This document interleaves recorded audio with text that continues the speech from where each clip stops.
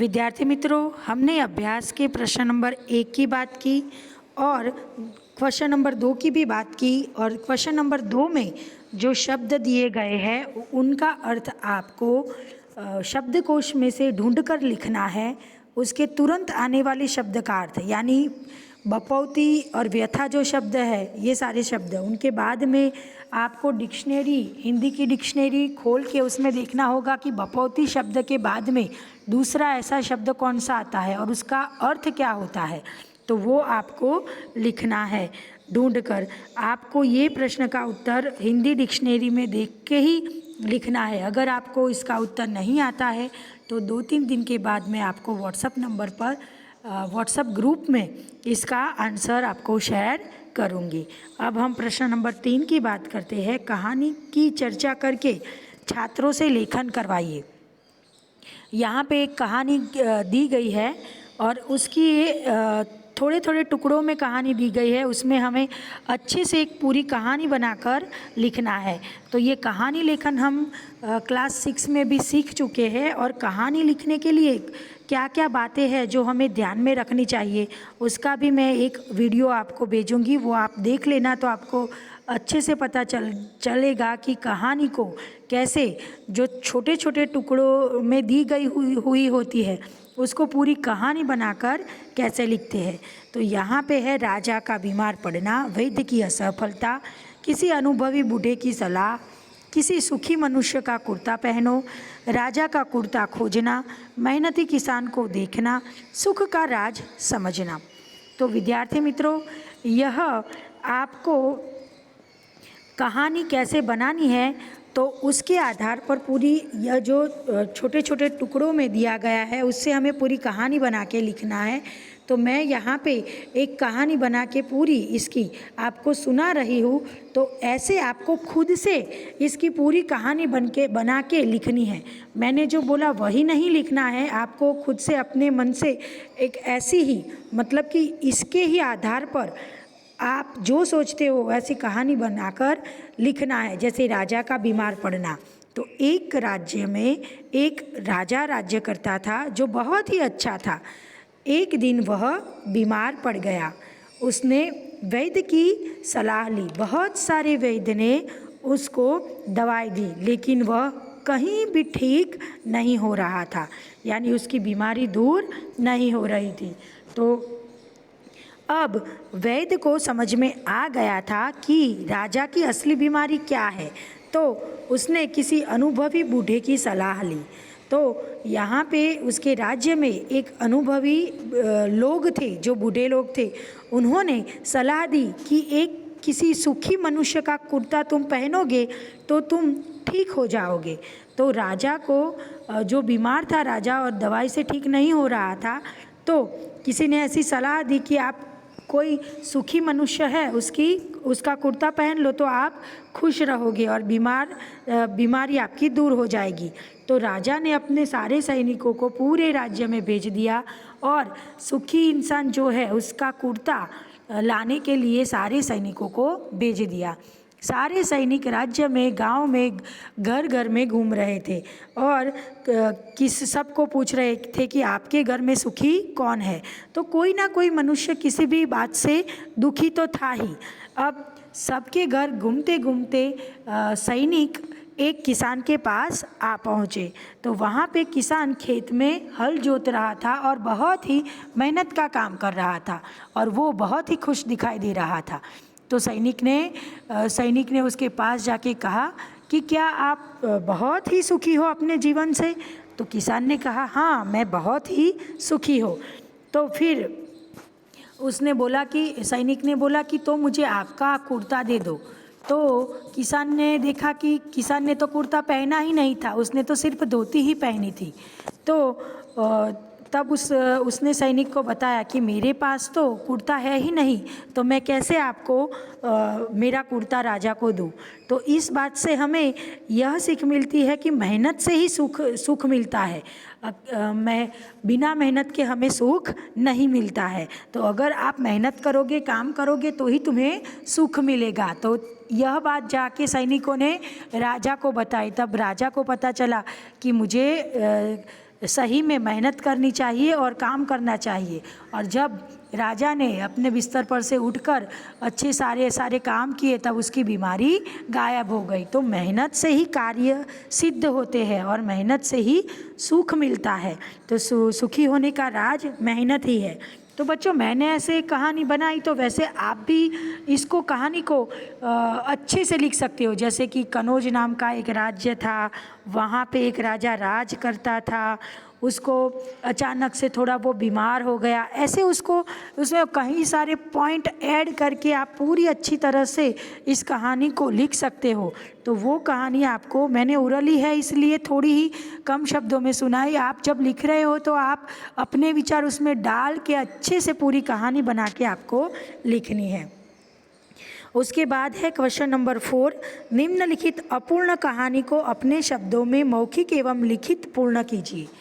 विद्यार्थी मित्रों, हम 7th हिंदी में निबंध लेखन भी करवाने वाले हैं।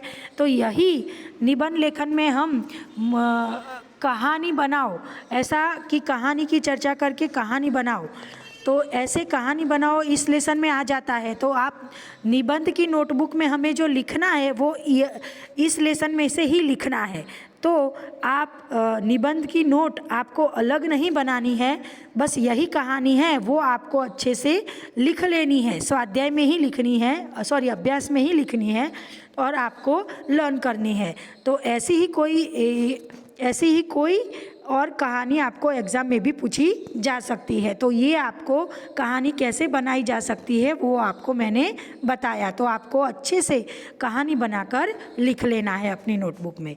अब है प्रश्न नंबर 4 में, अपूर्ण कहानी को अपने हिसाब से पूर्ण करना है। इसमें विद्यार्थी मित्रों क्या होता है कि कोई कहानी दी गई होती है और उसको आधी छोड़ी गई होती है। तो अब उससे आगे क्या होगा वो हम अपने दम पर सोचकर, हम क्या सोचते हैं उसके अकॉर्डिंग हम कहानी को पूरा करके लिखेंगे। तो चलो देखते हैं इस कहानी में क्या है। पुराने ज़माने की बात है, कनकपुर देश के दरबारियों की ख्याति देश विदेश में फैली हुई थी। उनकी बुद्धि की प्रशंसा सुनकर दूसरे देश के दरबारी उनकी परीक्षा लेने के लिए आए। देखो यहाँ पे कनकपुर के दरबारियों की ख्याति बहुत ही फैली हुई थी, तो उनकी बुद्धि और प्रशंसा सुनकर दूसरे देश के दरबारी उनकी परीक्षा करने के लिए आए हैं। अब आगे है कि उसके एक हाथ में असली फूलों की माला थी और दूसरे हाथ में नकली फूलों की माला थी। उसने दरबारियों से कहा, श्रीमान, क्या आप हाथ लगाए बिना बता सकते हैं कि इनमें से कौन सी माला असली फूलों की है? सभी दरबारी आश्चर्य में पड़ गए।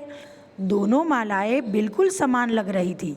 दरबारी के प्रश्न का उत्तर देना मुश्किल था, पर आखिर एक बुद्धिमान दरबारी खड़ा हुआ। देखो विद्यार्थी मित्रों, यहाँ पे यह कहानी छोड़ दी गई है। अब बुद्धिमानी होगा वो क्या सोचेगा, वो हमें अपने दम से सोचना है और उसके दम पर हम कहानी आगे बढ़ाएंगे और कहानी को पूरा करेंगे। तो हमने देखा कि यहाँ पे कनकपुर देश के जो दरबारी है वो देश विदेश में उनकी ख्याति फैली हुई थी कि वो बहुत ही बुद्धिशाली है। अब उनके आगे एक प्रश्न है कि बिना मालाओं को टच किए उनको बताना है कि इनमें से सही फूलों की माला कौन सी है और नकली फूलों की माला कौन सी है। दोनों मालाएं देखने में एक जैसी ही लग रही है, तो हाथ लगाए बिना हम कैसे जान सकते हैं कि माला असली फूलों की है। तो इससे हम आगे कहानी बनाकर लिखेंगे कि आखिर एक बुद्धिमानी दरबारी खड़ा हुआ और उसने थोड़ी देर सोचा और बोला कि मैं इस प्रश्न का उत्तर देना चाहूँगा। और फिर राजा से कहा कि महाराज, आप दोनों मालाओं को जाकर बाहर एक पेड़ पर उसे टांग दीजिए, यानी उपवन में जाके, बाहर बगीचे में जाके उसे एक डाली पर, पेड़ की डाली पर उसे टांग दीजिए तो पता चल जाएगा। तो फिर राजा ने अपने सैनिकों से बोल के दोनों मालाओं को बाहर जो उपवन था, बगीचा था, उसमें एक पेड़ के ऊपर दोनों मालाएं लटका दी। अब क्या होता है, थोड़ी देर के बाद जो तितलियाँ और मधुमक्खी है, तो वो थोड़ी देर बाद सारे फूलों को ढूंढती असली माला है वहाँ पे आके बैठती है। लेकिन नकली फूलों की माला है उसके आगे नहीं आती है। तो तब वो दरबारी बताता है कि जो मधुमक्खियाँ जो हार पर बिन बिना रही है वही हार असली है, यानी वो असली फूलों का हार है, और जिन पर एक भी मधुमक्खी या तितली नहीं मंडरा रही है वो नकली हार है, यानी वो असली फूलों का हार नहीं है। तो इसी से पता चल गया कि असली फूलों का हार कौन सा है और नकली फूलों का हार कौन सा है। तो ये जो लोग परीक्षा लेने के लिए आए थे वो भी ये कनकपुर के दरबारियों का लोहा मान गए, और उनको पता चला कि नहीं, सही में इस राज्य के लोग बहुत ही बुद्धिमानी है। तो यहाँ पे ये कहानी हमने ख़त्म की। तो ऐसे विद्यार्थी मित्रों, आप जैसे सोचते हो वैसे इस कहानी को आगे बढ़ा के आपको पूरा करके आपकी नोटबुक में आपको लिखना है। उसके बाद है निम्नलिखित कहानी का सारांश लिखिए। विद्यार्थी मित्रों, सारांश लिखना मतलब उसका मतलब होता है कि कोई भी कहानी आपने पूरी सुन ली है तो उसके आधार पर आपको 3 या 4 वाक्य में पूरी कहानी सुना देनी, यानी कि जो भी आपने लंबा ये पूरी कहानी सुनी उसको शॉर्ट में यानी 2 या 3 वाक्य में पूरी कहानी को कैसे कह सकते हैं, जैसे पूरा उसका सारांश यानी उसका भावार्थ। पूरी कहानी अगर हम कोई मूवी देखते हैं तो अगर कोई बोलता है कि उसको मुझे चल शॉर्ट में जल्दी से सुना, तो हम कैसे उसको शॉर्ट में बोल देते हैं कि इस मूवी में ये था वो था और ये ऐसी मूवी है। तो ऐसा आपने बोल दिया तो 3 घंटे नहीं लगेंगे, उसमें क्या लगेगा, 1 या 2 मिनट लगेंगे। वैसे ही ठीक है, यहाँ पे कोई कहानी का सारांश हम लिख रहे हैं तो सबसे पहले उसका सारांश लिखने के लिए हम सबसे पहले क्या ज़रूरी है, पूरी कहानी को अच्छे से पढ़ो, फिर उस कहानी को अच्छे से समझो और उस कहानी में क्या कहना चाहता है उसका भावार्थ आप समझो, और उसी को हाईलाइट करके उसके 3-4 वाक्य आप खुद से बनाकर लिखो। इस कहानी के ही होने चाहिए पर अपने शब्दों में 3-4 वाक्य में आपको कहानी ख़त्म करनी है। तो चलो विद्यार्थी मित्रों, यहाँ पे पहले हम कहानी को पढ़ते हैं फिर उसका सारांश समझते हैं। नंदन वन में एक छोटा सा तालाब था। तालाब के शीतल जल में राजहंस रहता था। वह बड़ा सुंदर था। उसी तालाब के पास वाले पेड़ पर दुष्ट कौवा रहता था। वह राजहंस की सुंदरता पर ईर्ष्या करता था। एक दिन शिकारी थका हुआ तालाब के पास आया। उसने तालाब से पानी पिया और पेड़ के नीचे विश्राम करने लगा। उसे नींद आ गई। कुछ देर बाद शिकारी के मुंह पर धूप आने लगी। राजहंस को दया आ गई। राजहंस ने वृक्ष पर बैठकर अपने पंख फैला दिए, जिससे शिकारी के मुंह पर छाया आ गई। कौवे से हंस की भलाई और शिकारी की सुखद नींद देखी नहीं गई। उसने शिकारी को परेशान करने का सोचा ताकि शिकारी हंस को मार डाले। कौवा उड़ता हुआ शिकारी के पास गया और उसके सिर पर चोंच मारी और उड़कर दूर जा बैठा। शिकारी तुरंत जाग गया और क्रुद्ध हो गया। उसने पेड़ पर देखा तो राजहंस पंख फैलाकर बैठा था। शिकारी ने सोचा यह कार्य इसी हंस का है। उसने राजहंस को मारने के लिए बाण चलाया, लेकिन राजहंस उसकी आवाज़ सुनकर उड़ गया।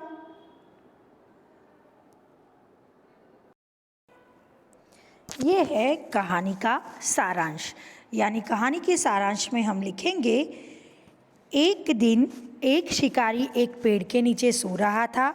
ज्यों ही उसने मुंह पर धूप आने लगी, एक राजहंस ने अपने पंख फैला दिए ताकि शिकारी के मुंह पर धूप न आए।